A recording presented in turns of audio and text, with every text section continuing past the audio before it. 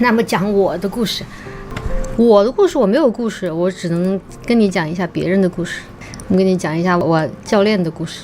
教练跟我说，他说哎呀，过阵子他要休息休年假。我说你们这一行还能休几年假呀？他说也不是休年假，主要是去做手术。我说做啥手术呢？然后就指了指他那个左手有这么大一条疤痕，这么大一条疤。他说去做手术把里面的钢板拿出来，因为他以前是那个体校的，打比赛受伤了，然后里面的那个骨头断成3节，就拿钢板把它固定住，然后要做2次手术，一次首先把钢板装进去吧，第2次然后再把钢板拆出来。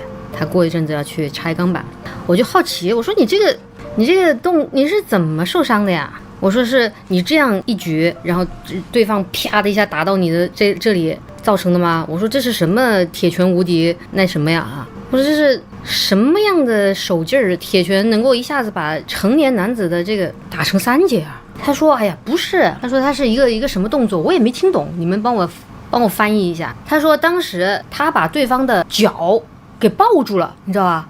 把对方的脚抱住，然后这么一个摔，这个叫什么？怀中抱朱砂吗？我也不懂，就是这样抱住人家的脚，然后这么往后摔，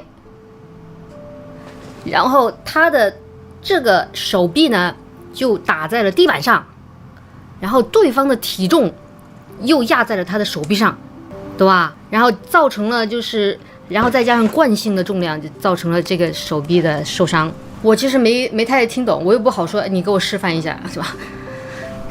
就是抱住对方的脚，啪这么摔，然后他手先着地，然后对方的体重再压在他那个手上，然后就不行了。他也不知道，我觉得这种能不能再打比赛打个问号吧。但是确实太容易受伤了。但是我以为他这么长一个伤痕，我以为这是最大的痛苦了。他说不是，他又把这只手拿起来，他说这个地方最难受的。我说你这又怎么了？他说这里曾经也是做过手术，他伤到神经了，很多地方摸上去是麻的。我说你怎么伤到的？他说噔，我说你是去肘击人家然后扑个空啊？他说差不多吧。你想想，就说你在那个竞技运动中这么去别怕啊宝宝，这么去那个人，然后一下子空了，他说弄在地板上了。而且他以前在那个武校那个地板呐，就不是那种比赛的那种地板，是那种石头地板。我操！哎呀，我想想都疼。也不是肘击，可能就是那种做一些运动作，不一定是这个，就是说不一定是这样，也可能是去压下面，反正就是受伤了。我说你打了之后怎么办呢？当时他说，我说当时你啥感觉？他说当时还就是麻了。痛了，很痛，然后我肩膀抬不起来。那一场打完，他就跟教练说：“教练，哎呀，我好像不行了，我这肩膀痛啊，我手抬不起来。”教练说：“你的意志力呢？啊，你还想不想赢了？拿出你平时的劲儿来。”然后就硬上去打了第3场。我说啊，怎么这都要打呀？他说是啊。他说给我冰敷了一下，又让我上场了。我说行吧。我说那你第3场啊？他第3场打得太难看了。直接就是上去就输了，后来他就下场，第3场打完了直接输了嘛。然后那个体校那个校医过来看了一下，就捏了一下，然后就跟教练说去医院吧，就可能捏一下就感觉好像不是一整根了，就去医院。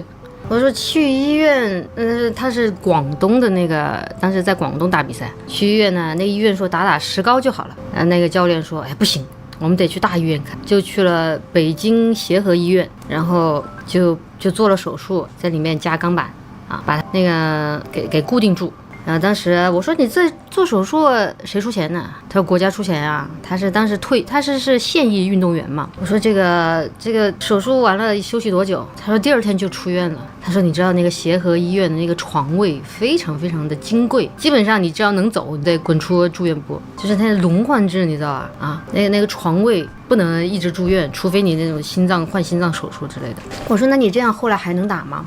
他说不知道能不能打，后来退役了。你为啥退役呢？他自从出院了之后，就一直在体校里面打酱油，就每天啊，本来他们每天起来就是训练啊、基本功啊什么的，结果他现在因为受伤了嘛，就每天就是做清洁，就只做清洁，然后每天就坐在那个板凳上看自己的队友训练，他说太难受了。他说比那个手摔断了还难受。本来大家一起训练的，现在我天天在这扫地、拖地、做清洁，他说这种精神压力受不了。我说那怎么办呢？他说最后1个月之后我就退役了。那天啊，他就跟我说，我们那儿做完那个力量训练，他说我们来打拳击吧。我以前不是说我们那个教练他平时喜欢做这种动作，很多男的不是喜欢做那种空手投篮吧，对吧？平时没事的时候在那儿空手投篮。我那教练因为从小在武校、体校这么一路训练过来，他平时就是这样，就是没事的时候就这么做。那天他就叫我打拳击，然后这个比较简直，就暴汗嘛，4分钟一场，叭打完了之后，然后再来50个开合跳。我操，我都差点挂了。为了在休息中多赢得一点时间恢复休息，我就硬采访他。我说你怎么这么？你说你是真的爱武术啊，爱拳击啊？为啥要学这么久的那个武校啊？学那个散打什么的？我说现在还散打是奥运项目吗？他不是。我说是啥项目？他说亚运有项目，奥运没有这个项目。我说你是特别爱武术吗？他也不是。我说那你从小进武术？他说哎呀不爱学习，爸妈就是怎么讲呢？爸妈在上海打工做生意，没人管他。爷爷奶奶呢又是那种老师，自己工作也忙，也管不住他，然后就把他送到河南少林山下的武校去管教。你们知道那个贾抗哥对吧？他去河南少林去那个拜师对吧？最开始的时候误入了一家武校，进去就磕头啊，师傅你要教我功夫呀，就是那种学校专门就是管那些家长不爱管的孩子，他就被送过去了。我说这种学校多少钱一年啊？他说1万多块钱一年，包吃住。我说也不便宜啊。对啊，他说他10多岁就被送进去了，因为不爱学习。那个武校很有名吗？很多个武校，那像那个山上啊，那个附近全是那种武校，就是管那些就是让那些家长送过来的那种，有点像戒网瘾的那种学校。当然不会用电击你听下去就知道了。他那边就是不止一家，你以为就一个少林啊？真少林、假少林都有很多个。那个武校有好多个武校，不是一家的，不止一家。好像是河南登封的，是那个地方吗？我也不太了解。当时他给我说了一大通。我说你那个，我就怕我后来记不住，我回来就在那个 WPS 里面把这些给写了一些下来。你们有用 WPS 吗？最近就是用这种文件处理的软件嘛，就你写着，然后你停下来了之后，那鼠标旁边会出现一大段文字，说，哎，你是不是写不动啦？你不知道怎么写是吧？我们这里有个 VIP 功能叫 AI 续写，我先给您写一段，您看哈，你喜欢的话就付费，不喜欢的话这一段就白送你，你懂吗？AI 续写就是当你写着不停了嘛，对吧？它就出现一大段字。我说，哎，我刚才没打这段字啊。他说，哎，这一段送您的，这个 VIP 功能 AI 续写。然后我写到这儿，我说我就打字打的时候，我说爸妈不管他啊，送进武校了，没时间管他。然后 AI 就给我写了一大段，我帮你念一下。他说那个武校管得严，每天天不亮就得起床扎马步练套路。一开始他天天想着逃跑，翻过围墙跑了2次，都被教练开着摩托车追回来，挨了顿狠批，还被罚加练2个小时。深山里信号也差，给家里打电话都得排队，每次打过去，爸妈要么在忙着进货，要么就是在跟供应商吵架，没说几句就挂了。他握着电话站在那儿，心里又委屈又想家。后来也就不怎么打了，在武校待了2年，性子倒是磨平了不少，就是训练留下的伤一直没好利索，膝盖上的旧伤一到阴雨天就隐隐作痛。那时候他还不知道这些小伤小痛后来会成为压垮他运动员生涯的最后一根稻草。这吃的啥数据我都不知道，操！但是实际真实的经历是 AI 完全以他的那种思路，就审核过的思路是想不到的。我跟你说，我就说你为什么学散打呢？你是喜欢散打吗？为什么不学拳击呢？他说其实我最开始学的是传武。我说传武是什么？传统武术嘛。他说对啊，他学了1年传武，最开始进学校的时候。我说为啥又变散打了呢？他说有一次在食堂跟人打架，我们学传武的打不过学散打的，他说就再也不想学传武了。我说啊，他说真的呀。他说我们学传武一直都在学招式，怎么摆，就是这好嘿靠，然后我们还在摆招式，人家散打的，决散打的全部是教你怎么打人的。在食堂打输了之后，大家纷纷转科室，转到那个散打那边去了，就不再学传武了，就是叫人教人教不会，事儿教人一教就会这种。但是呢，进那个学校最开始都必须要学传武，说是练基础，打基础，还是整点拉筋啊什么的。我说芭蕾不也拉筋吗？对吧？瑜伽也拉筋啊，为啥要传武拉筋？他说现在传武都不叫传武了，他说我们叫它套路。我说啥叫套路？他传武上去就是打一套，就像艺术体操一样，就是你一套动作你把它表演下来，对吧？就是他们进学校学的那种东西。现在叫套路，城里套路深那种套路。然后我又问他，我说你们为什么在学校打架呀？他说武术学校那不打架吗？天天打架。因为那些孩子基本上都是那种爸妈不想管的，或者说什么有网瘾的就被送过来的，就不是那种就是循规蹈矩的孩子嘛，就很容易打起来，家常便饭。我说有没有爱好武术来学的？他说没有，一个都没有。普通高中不怎么打，普通高中还是学习吧。我也不知道，我是重点高中毕业的，对不起啊，这是我的知识盲区了啊。传武是有实战的啊，对，是的，确实。建议搞奥运比赛。然后他们那个学校就很辛苦嘛，我记得当时甲亢哥来那个中国直播的时候，他去河南，他找到了那个就是找错了那种少林寺嘛，找到一个那种武校，一来就是拉着这些小孩跑，就先天不亮就开始往山上跑多少公里，然后拉练那种。谢谢王叔叔的咖啡啊，你祖上练铁砂掌的，那你怎么不练了？你要去日本做程序员？你是去日本找日本人练铁砂掌吗？啊，反正他们那个武校就很辛苦嘛，经常就是一会儿体力上的呀，脑力上都很苦。我说你有没有逃跑呀？他说逃跑过，我跑了3次。我说你3次都没跑掉啊？然后他说我们俩打3轮，你打下来了，我就把我3次逃跑怎么逃跑的跟你说。我说行吧，妈。他说他第一次逃跑就翻那个墙，翻墙出去了，就跟你们一样翻墙出来的，发现身上没有钱，车票也买不了，就回去了。我说你怎么身上没钱呢？你不知道带点钱吗？他说哎呀，他们那个学校有钱，身上有钱的话我会被那个老师和教练收走。我说那这不是抢劫吗？他说哎，哪管你这些，就不准带钱。然后他就回去了之后，那个教练也是他们老师嘛，就说他说我们这学校的规矩呢，就是第一次逃跑我们就不处罚了啊，给你一个那个口头警告，太小不懂找派出所买票，我看你也是 AI 思维了。第2次逃跑，当时呢，这时候我又停顿了一下， AI 又帮我写了一段，他说第2次翻墙出去被教练抓回来，罚跑20圈不说，还得蹲马步1小时，腿肚子抖得跟筛子一样。第3次最狠，翻墙摔了胳膊，打着石膏回来，晚上偷偷抹眼泪，谁也没敢告诉。那时候才10几岁，心里憋着一股劲儿，觉得自己不是这块料，但又不甘心。教练常说能坚持下来的都是狠人，可狠来狠去，到最后才发现最狠的是自己扛着伤还得咬牙往前走。不 AI 这个真的很像那种，很像传武套路，一堆套路下来，像小时候背的那种课文。但实际上呢，第2回逃跑，我那教练当时就稍微聪明了一下，他就骗了一个，就拉着一个有钱的同学一起逃跑。那个同学呢，家里比较有钱，就藏了些钱在身上，所以这回就有钱买那个车票了，就带着一起跑。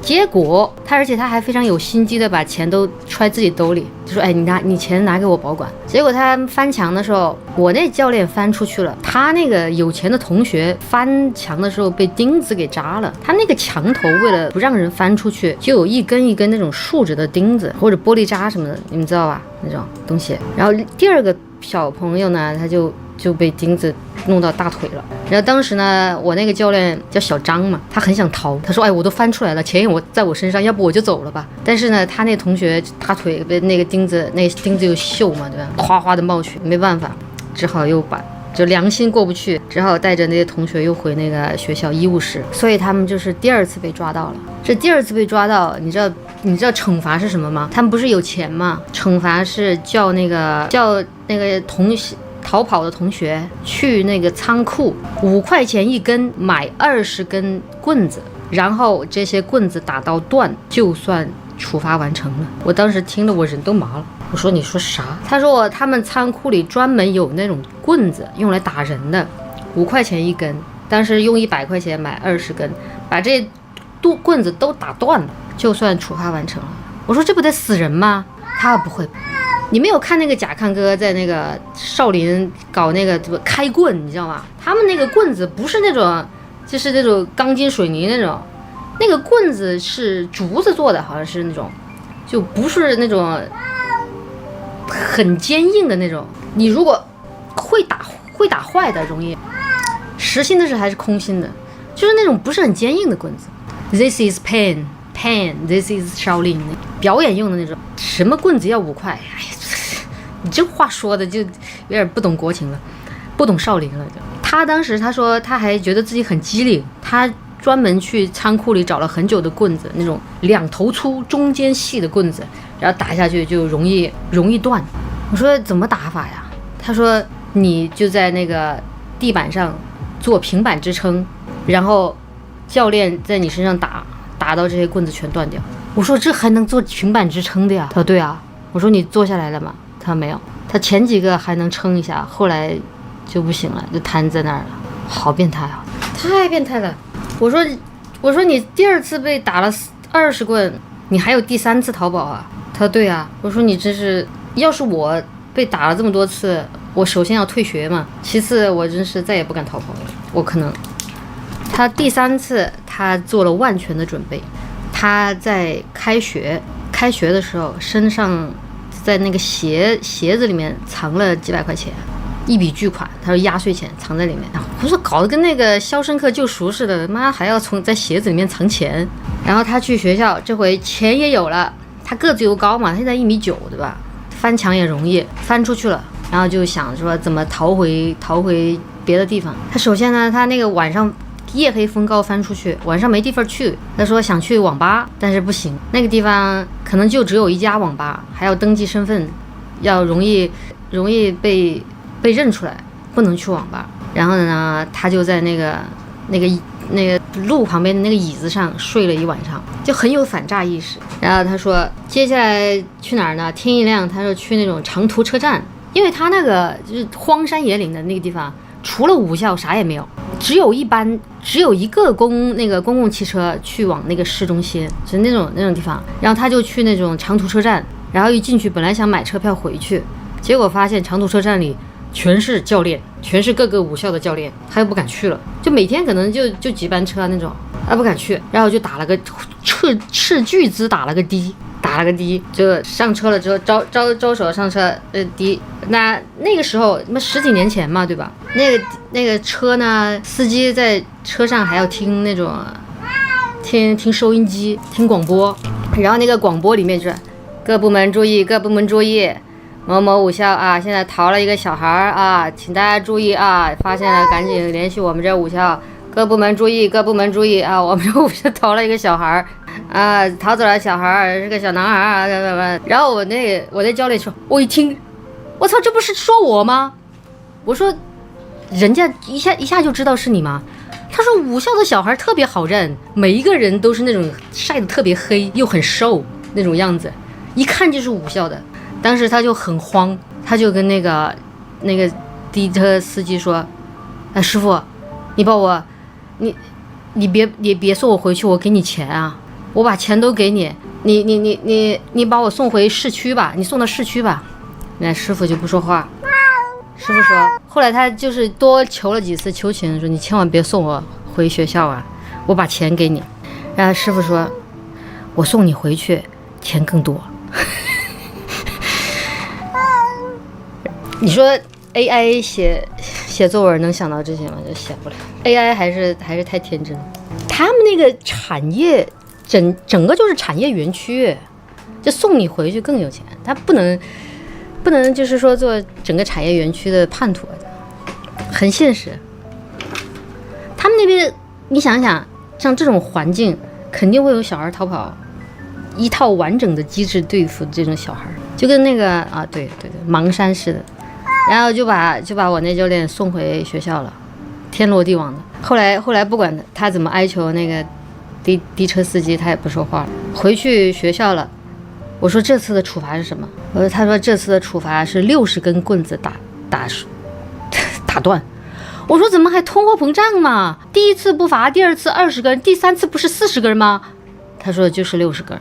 我说这咋办呢？60根，那怎么玩啊？我说你打了多久？他说我不知道。他说我10分钟过后就晕过去了，后面我就不知道了。最开始的时候我还问我说20根棍子全部打断，那不得打半小时啊？他说什么半小时啊？半小时我人都死了。他那种棍子是容易被打断的棍子，但是打着也很疼，这是。我靠，太惨了。然后我说你这么被教练被学校打，你爸爸妈妈不心疼吗？他说我爸爸不心疼，我妈妈心疼我。我妈妈还给教练送钱送礼物，叫他少打点。我说我妈妈还跟教练说点好话求情。我说你妈妈做不了主啊。他说哎。然后我就问我说你爸爸现在在做什么呢？他说爸爸妈妈以前在上海做生意，先是做服装生意，后来倒闭了，又做饭馆，又倒闭了，说经历也是蛮丰富的。他说对啊。我说现在在做什么呢？还要做道路救援。我说这是好事啊，就是那种保险公司，你比方说车在路上抛锚了，对吧？就打电话给保险公司，保险公司呢就叫他爸爸这种外包的公司去帮你解决道路问题，拖车什么的。后来我说怎么不心疼你呢？我说你是独生子女吗？啊，一般来说独生子女不是还是要心疼点吗？他说我进武校之前还是独生子女。我说啊，他说我出武校的时候我就有了一个弟弟了。我说是不是耗练费？我心想说这开小号。我当时就说是不是觉得你太不听话了，生个弟弟再重点栽培一下。但是你万万没想到他回我一句，他说我弟弟也进武校了。我说你们家是真的很爱武术呢，怎么弟弟也送进武校了？他说对啊。我说你弟弟不知道你哥哥被打成这样吗？什么武术世家，你这是。我想起了很多那个什么那个叫《葵花宝典》那个林什么呢？林平之习武之家。但是他说我弟弟是真喜欢这个，他现在已经打到全国冠军了。我说哦，你们家确实是有点东西。他说他还是很骄傲的，说弟弟现在他是真的喜欢，打到全国冠军了，牛的。爸爸的习武吗？然后我又问他，我说像你这种体校毕业了就当不了运动员嘛，退役了没当运动员，那你当了健身教练，有一些其他的人他们那种没有受伤的继续当运动员吗？他们还有哪些就业途径？他说有些同学去当了那种特技演员，就在那种横店影视城给人当那种舞替。最惨的有一个舞替，就做那种后空翻的时候，那个腿没收过去。那个后空翻不是要这么翻吗？那个腿要收好，要靠着惯性转360度，对吧？结果那个腿没收回去，然后翻在中央就跌下来了，啪，然后就高位截瘫，吓人。所以以前不是有视频叫做红牛敢死队，做那种高难度的动作，好惨。我有时候看那个贾抗哥，他不是也经常做后空翻嘛，我看着有点担心。有买保险，有保险也没有用啊，保险只能减轻你经济上的负担，没有办法缓解你生理上的痛苦啊。别去武校啊。